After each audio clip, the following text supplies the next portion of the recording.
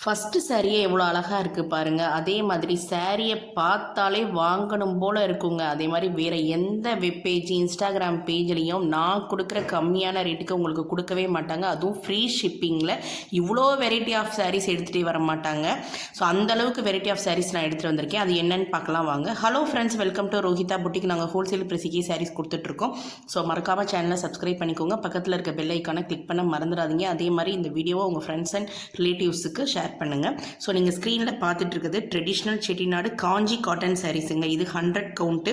கோர்வை புட்டா மாடல் இருக்கும், புட்டாஸ் இருக்கும்.